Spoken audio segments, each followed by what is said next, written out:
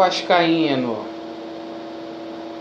o técnico Guilherme Della Deia convocou o magnífico Thales Magno.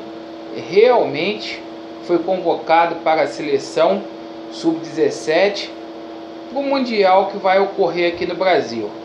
A gente vai tratar sobre esse assunto, assim como todas as notícias aí que ganharam ênfase no dia do Vasco da Gama. Meus amigos,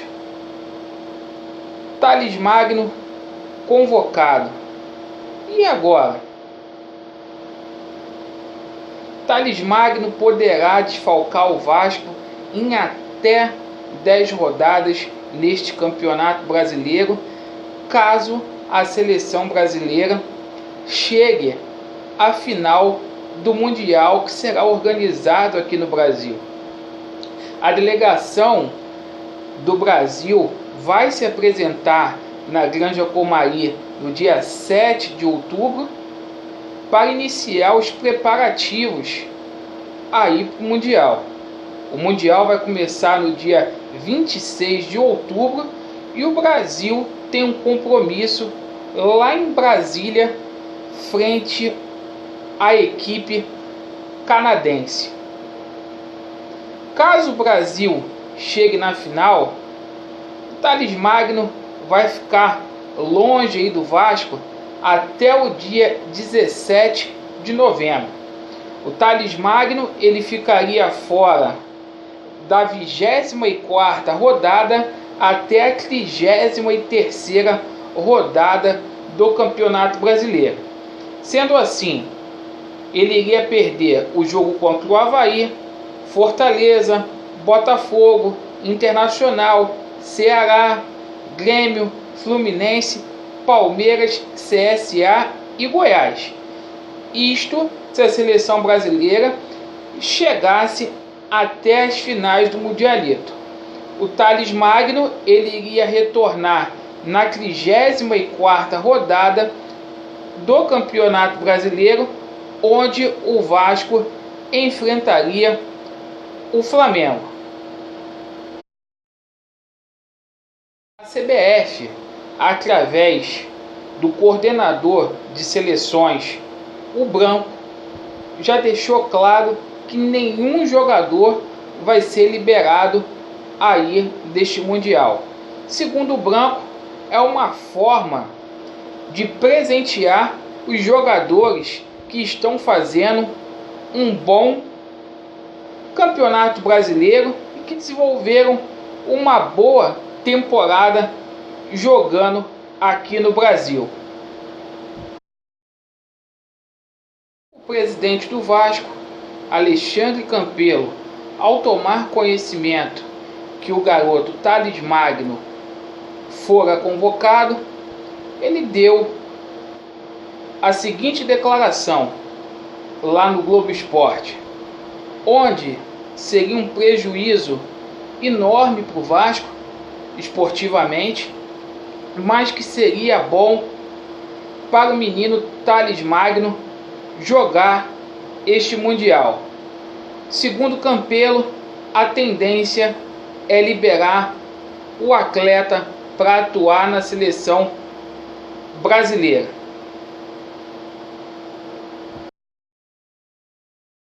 Diante de tudo que eu falei, eu vou dar minha opinião sobre esses fatos. Evidentemente, a CBF tem culpa, o calendário do futebol brasileiro é desumano. No entanto, o Vasco, quando eu digo o Vasco, é a sua direção, tem culpa também, até mais do que a CBF. Ao saber que o calendário brasileiro é exigente desta forma, há que ter planejamento. Vamos lembrar aqui que no começo do ano, ninguém, ou melhor, só quem acompanha a base, sabia quem era o Thales Magno. Ou seja, a diretoria do Vasco ainda mais para essa posição que é carente dentro da equipe, haveria de ir ao mercado para poder contratar. Não tem como também jogar a responsabilidade totalmente no menino que tem 17 anos, como se ele fosse a solução de todos os problemas do Vasco. Houve essa parada aí para a Copa América e o Vasco não contratou jogadores. Falta de planejamento, falta de competência também para ir ao mercado.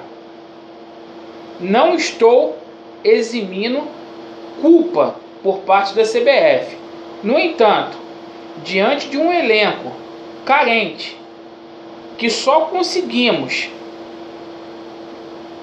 garimpar um talento como o Thales Magno através da competência do técnico Vanderlei Luxemburgo, não tem como no segundo semestre você contratar apenas Jairinho, que não está mais no clube, Marcos Júnior, Valdívia, Richard, Marquinho e Clayton. A gente não pode jogar a culpa também na CBF pelo nosso elenco ser escasso e reduzido. Aqui a gente tem que ser verdadeiros acima de tudo. Agora, pela falta de planejamento, quem sai prejudicado é o Vasco. O presidente do Vasco falou que o Vasco sai prejudicado esportivamente, mas é um presidente frágil. O Branco já deixou claro que não vai liberar e a tendência é que o Thales Magno vá aí mesmo para a seleção brasileira.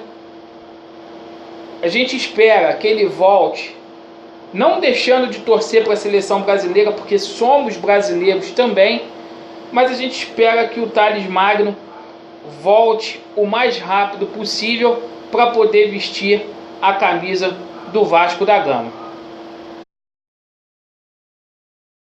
Com relação à partida que vai ocorrer domingo entre Vasco e Atlético Paranaense, jogo referente à 20ª rodada do Campeonato Brasileiro, jogo que acontecerá às 16 horas, todos os ingressos vendidos, casa lotada, e repito aqui, é obrigação do Vasco vencer esse jogo. Tomamos conhecimento que os jogadores do Atlético Paranaense receberam folga, vão se apresentar apenas no sábado, vão fazer um treinamento e vão viajar para o Rio de Janeiro. Evidentemente que o técnico do Atlético Paranaense, após conseguir o seu objetivo, ao ser campeão da Copa do Brasil, provavelmente vai colocar uma equipe alternativa. O Vasco teve uma semana livre para poder treinar, então é obrigação sim do Vasco ganhar, até porque no que tangencia jogar em São Januário, o Vasco está devendo. Não podemos pagar outro mico como foi na partida entre Vasco e Bahia, onde sofremos um revés por 2-0. Dá uma resposta rápida aqui para os vascaínos aí, alguns canais de YouTube que não conhecem a história, para poder falar que o Atlético Paranaense ele é freguês de carteirinha do Vasco da Gama. A instituição Atlético Paranaense, ela não chega à sujeira do dedo mindinho do Vasco da Gama. Então, quem é torcedor do Vasco, faça o favor de conhecer a história do seu clube, para não falar besteira. Até aqui são 49 jogos entre Vasco e Atlético Paranaense, 23 vitórias do Vasco da Gama, 14 derrotas e 12 empates. o Atlético Paranaense, para passar o Vasco em confrontos diretos, vai demorar muito. Então, mais respeito, por favor. Vocês trazem a história de 2015 para cá, que o Vasco só venceu o Atlético Paranaense em uma ocasião, que foi em 2015 por 2-0, num jogo que ocorreu em São Januário. Mas não lembram que o Vasco, durante 2016, não jogou com o Atlético Paranaense porque estava na segunda divisão. Então, de lá para cá, foram pouquíssimos jogos. O último jogo que a gente fez em São Januário foi 1-1 com o Atlético Paranaense. Então vocês estudem a história do Vasco, vocês vão ver quantas vezes o Vasco eliminou o Atlético Paranaense. Vocês vão ver como que foi a única eliminação que o Atlético Paranaense, eu até confundo porque é muito parecido, né? Dois rubro-negros que não tem a tradição que o Vasco tem. Vocês vão estudar a história do Petralha e depois vocês vêm falar alguma coisa. Então, muito respeito mesmo.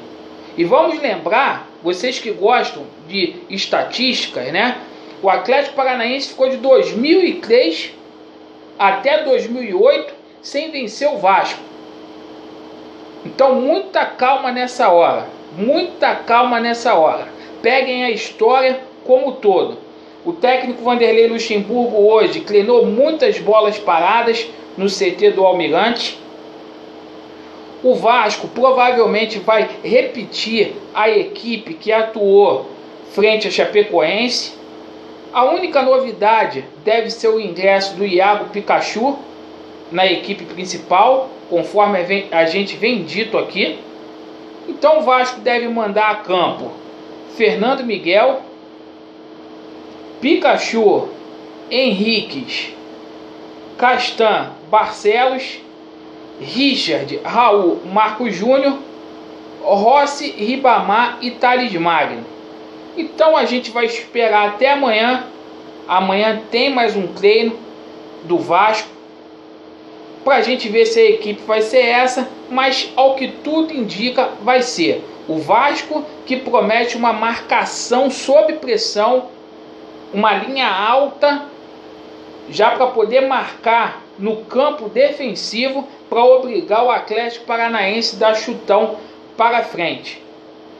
Então, eu creio que o Vasco vai ganhar, que o Vasco vai fazer uma partida tranquila em São Januário.